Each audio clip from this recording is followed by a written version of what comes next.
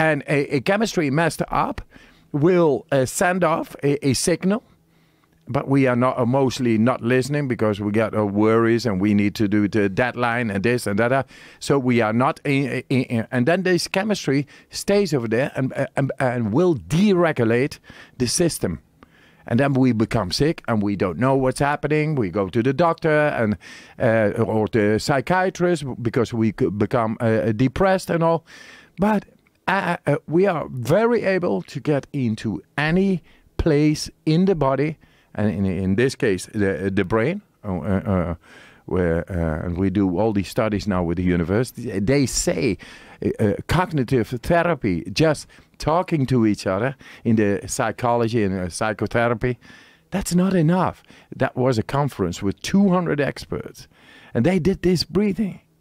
And then they said, wow, talking only is not enough. But if you do this breathing, then you really get into the brain. And then suddenly you get a sense of control. Because you're creating this extra circulation of blood. Yes. Together with oxygen, making it alkaline. Then suddenly the blockage is created because of wrong chemistry, because of trauma, or anxiety, or grief. Then suddenly that chemistry is being dealt with, and you get balance. Simple. And we keep it simple and try to get this web of our thoughts, thinking of so many difficulties and complications. What is emotion? What is fear? What is PTSD? What is trauma? What is depression? We don't know where it is in the brain.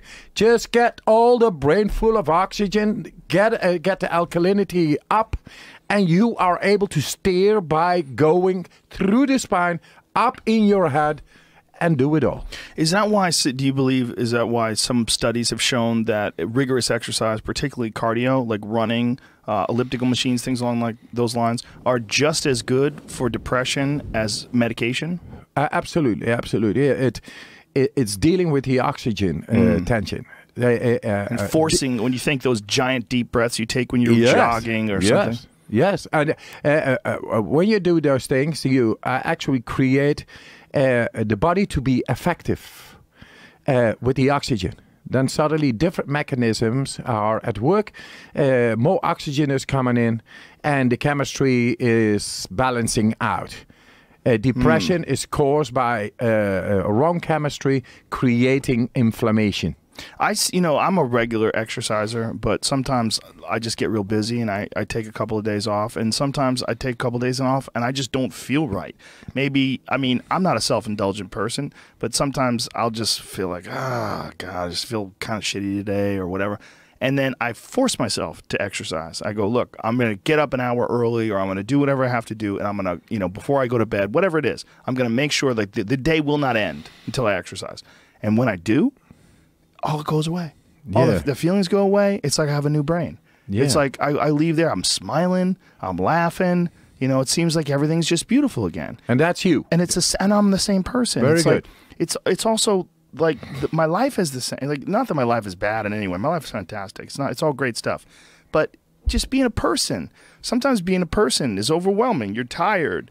You have a lot of obligations. There's a lot on your plate. There's a lot of things going on. And sometimes it's overwhelming. Sometimes you just feel down, and I have a good life. It's a fun life.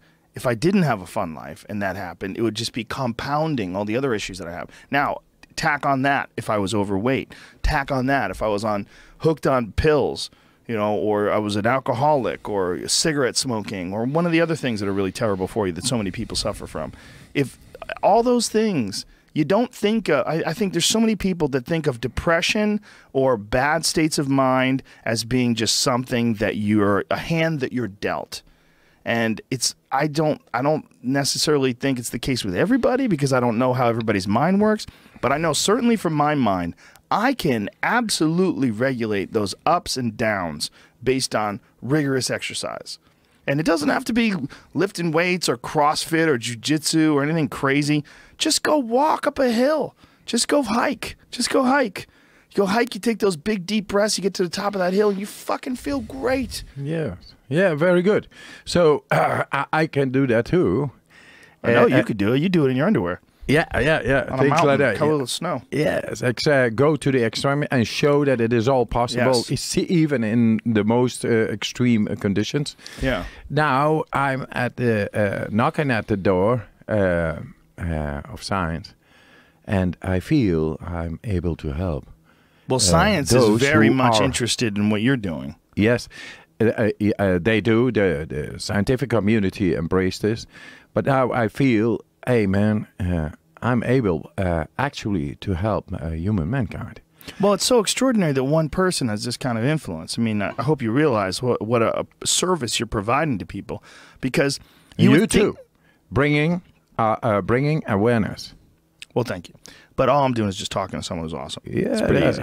But this thing that you've done, you would think that other people would have figured it out. And that's what I find most fascinating about you.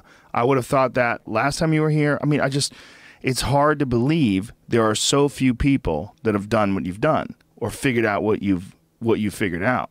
And then, even more unusual, what you've done is you've gone to scientists and you said, hey, I think I'm onto something. Please study me. Like, please study what I'm doing, and you got people to listen to you. By accomplishing all these incredible feats, they go, well, this guy obviously is doing something. I mean, who the fuck can swim 100 yards under frozen ice in one breath? Who the fuck is running marathons and barefoot above the polar circle? All this shit that you're doing, it's wonderful. You're forcing people to acknowledge the fact that something extraordinary is going on. So it is. And, we got big problems and issues with people with PTSD, depression, trauma, fear, anxiety in general.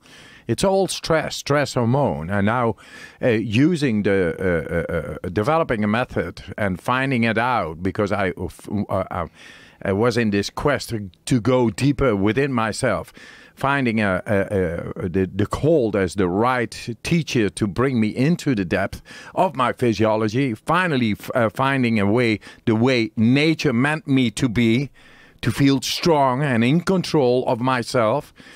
I brought this now to science, and now it is a matter of time that we will resolve what we have lost, the connection with the depth of ourselves. And that means for people, maybe not for you, because you are able to handle your mood and your physical strength and your health. That's good. But for those who have PTSD, trauma, anxiety, fear, depression, autoimmune diseases, cancer, all these things, I think nature knows. And I found these keys in nature. I just bring it to the science, and we forgot about the nature. This is where I'm made a couple of notes, and I think if we are able not only to show that the autonomic nervous system, the hormonal system, the immune system can be influenced deeply, that means hormonal system, that is the melatonin, serotonin, dopamine, any feel-good hormone within us, and the ability to tap into that system and create those hormones when necessary. When you feel bad, you just get a shot naturally by breathing and believing of the right hormones, and you feel great.